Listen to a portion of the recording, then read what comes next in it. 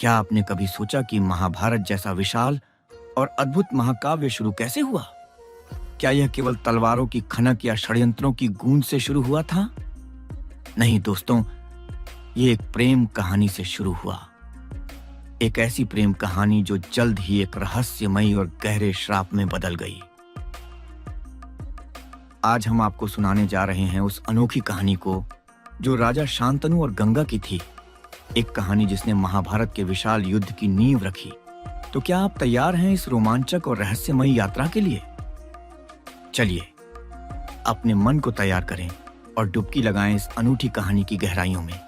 नमस्ते दोस्तों, आपके अपने YouTube चैनल महाभारत की कहानियां में आपका हार्दिक स्वागत है। यहाँ हम हर हफ्ते आपके लिए लाएंगे उस महान महाकाव्य की सबसे रोचक, अनसुनी और दिलचस्प कहानियां जो समय के साथ और भी गहरी होती गईं। आज हम शुरुआत कर रहे हैं उस पहली कहानी से जो महाभारत के विशाल इतिहास का आधार बनी। तो चलिए, आपको ले चलते हैं उस प्राचीन भारत की यात्रा पर, जहां हर नदी की अपनी आवाज थी, हर पहाड़ की अपनी कहानी थी। उस भारत में जहां राजा अपनी शक्ति और साहस के लिए जाने जाते थे और देवता कभी कभी धरती पर कदम रखते थे। आज की कहानी है हस्तिनापुर के राजा शांतनु और पवित्र गंगा की, एक ऐसी जोड़ी जिसकी मोहब्बत ने न केवल उनके जीवन को बदला, बल्कि एक बहुत बड़े खेल की शुरुआत कर दी, जिसे हम महाभारत के नाम से जानते हैं। तो चलिए, कहानी शुरू करते हैं हस्तिनापुर से, उस शानदार नगर से जो गंगा के किनारे बसा था। वहां का राजा था शांतनु, एक युवा, शक्तिशाली और दिल से थोड़ा रोमांटिक इंसान। एक दिन की बात है जब वह गंगा नदी के किनारे अकेले टहल रहा था। सूरज ढल रहा था, आसमान में नारंगी और गुलाबी रंग बिखरे हुए थे, हवा में ठंडक थी और चारों तरफ एक गहरी शांति छाई हुई थी। तभी उसकी नजर पड़ी एक ऐसी सुंदर स्त्री पर जिसे देखकर उसका दिल जोर से धड़क उठा और मन में बस एक ही शब्द उभरा, वाह। वह कोई साधारण स्त्री नहीं थी दोस्तों, वह थी गंगा। हाँ, वही गंगा जो नदी की देवी कहलाती थी। उसकी आंखों में एक अनंत गहराई थी, जैसे समुद्र का कोई रहस्य छिपा हो। उसके लंबे काले बाल हवा में ऐसे लहरा रहे थे जैसे नदी की लहरें अपने आप में एक नृत्य कर रही हों। सुंदरता ऐसी थी कि कोई भी उसे देखकर मंत्रमुग्ध हो जाए। शांतनु का मन बेकाबू हो गया। उसने सोचा, यह मौका मेरे हाथ से नहीं जाने दूंगा। ऐसी सुंदरता और रहस्य से भरी स्त्री को मैं अपने जीवन का हिस्सा बनाना चाहता हूं। उसने हिम्मत जुटाई, अपने दिल की बात को जुबान दी और गंगा के सामने खड़ा हो गया। शांतनु ने कहा, हे सुंदरी, मुझसे शादी कर लो, मैं तुम्हें अपनी रानी बनाऊंगा। गंगा ने शांत स्वर में जवाब दिया, ठीक है, लेकिन एक शर्त है। तुम मेरे किसी भी काम पर सवाल नहीं उठाओगे, चाहे कुछ भी हो जाए। चुप रहना पड़ेगा। शांतनु ने गंगा की शर्त को हल्के में लिया और तुरंत हाँ कह दी। प्रेम में डूबा हुआ मन क्या सोच सकता था कि यह शर्त आगे चलकर कितनी भारी पड़ेगी। और फिर उनकी शादी हो गई।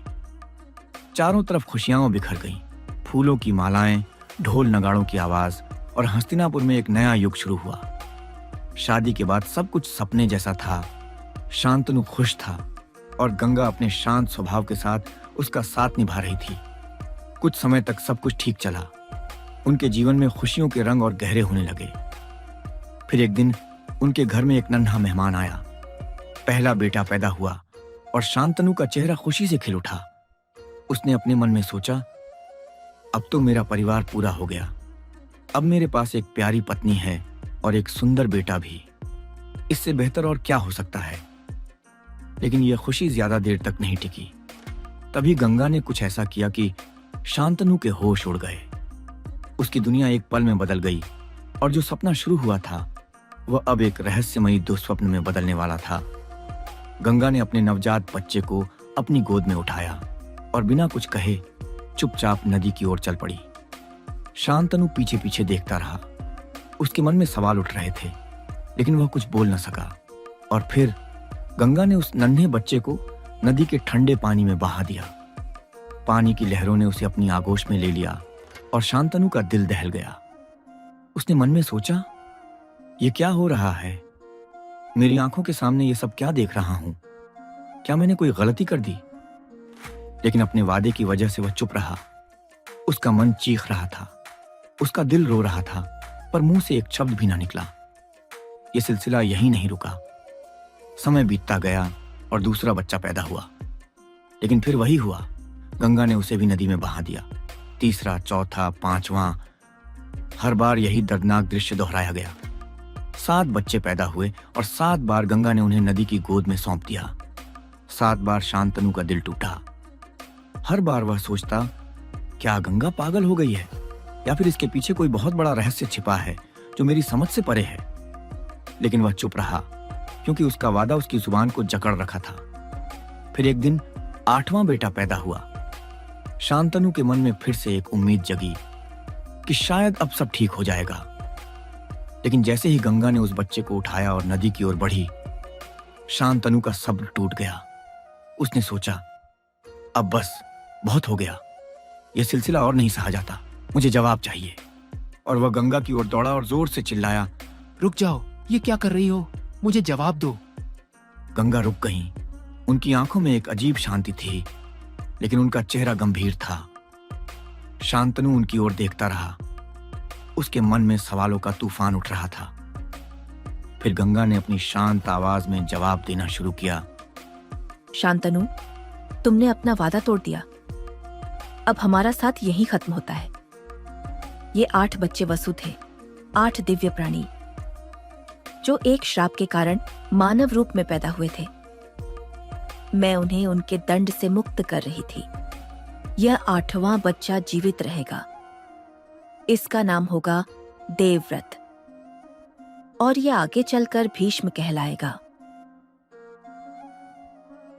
इतना कहकर गंगा ने शांतनु को एक आखिरी नजर से देखा और फिर वह नदी के पानी में विलीन हो गई। उनकी आकृति धीरे धीरे गायब हो गई, जैसे वह कभी थी ही नहीं। शांतनु अपने नवजात बेटे को गोद में लिए खड़ा रहा। उसकी आंखों से आंसू बह रहे थे। वह अकेला रह गया था, अपने बच्चे के साथ, लेकिन एक अनंत दुख और सवालों के बोझ के नीचे। तो दोस्तों, यह थी शांतनु और गंगा की अनोखी कहानी। लेकिन रुकिए, यह सिर्फ एक प्रेम कहानी नहीं थी, बल्कि यह महाभारत के उस विशाल इतिहास का पहला कदम था। वह 8वां बच्चा देवव्रत आगे चलकर भीष्म बना, जिसने अपनी शक्ति, अपने संकल्प और अपने बलिदानों से महाभारत की हर बड़ी घटना को प्रभावित किया। और गंगा, वह शांतनु की पत्नी से कहीं ज्यादा थी।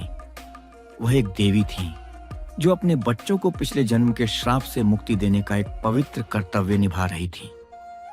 इस कहानी में एक गहरा रहस्य छिपा है दोस्तों। शांतनु को गंगा का असली मकसद समझ नहीं आया। वह उनकी हरकतों को देखकर परेशान था, लेकिन उसने कभी यह नहीं सोचा कि इसके पीछे कोई बड़ा कारण हो सकता है। अगर वह अपने वादे पर कायम रहता और चुप रहता, तो शायद गंगा उसके साथ हमेशा रहती। लेकिन उसके सवाल ने सब कुछ बदल दिया। यह कहानी हमें एक बड़ी सीख देती है। हमारे जीवन में भी कई बार ऐसी घटनाएं होती हैं जो हमें समझ नहीं आती, लेकिन हर घटना के पीछे एक बड़ा कारण हो सकता है। एक ऐसा कारण जो हमें तुरंत दिखाई न दे। धैर्य और समझ के साथ ही हम उस सच्चाई तक पहुंच सकते हैं। तो दोस्तों, इस कहानी से हमें क्या सीख मिलती है? शांतनु ने जल्दबाजी में सवाल उठाया और गंगा को हमेशा के लिए खो दिया। अगर वह थोड़ा धैर्य रखता, थोड़ा विश्वास दिखाता, तो शायद उनकी कहानी का अंत कुछ और होता। इस कहानी की सीख यह है कि जीवन में कई बार चीजें वैसी नहीं होती जैसी बाहर से दिखती हैं। हमारे सामने जो कुछ भी हो रहा हो, उसके पीछे एक गहरा मकसद हो सकता है। इसीलिए अगली बार जब आपके साथ कुछ अजीब हो, कुछ ऐसा जो समझ ना आए, तो थोड़ा रुकें, एक गहरी सांस लें, अपने मन को शांत करें और विश्वास रखें। शायद उसका कोई बड़ा मकसद हो जो समय के साथ सामने आएगा। अगर आपको यह कहानी पसंद आई तो लाइक करें, अपने दोस्तों के साथ शेयर करें और हमारे चैनल को सब्सक्राइब करना ना भूलें। बेल आइकन जरूर दबाएं ताकि आपको अगली कहानी की सूचना तुरंत मिले। अगले एपिसोड में हम बात करेंगे कि कैसे देवव्रत ने भीष्म बनकर महाभारत की दिशा को हमेशा के लिए बदल दिया। तब तक के लिए नमस्ते और खुश रहें।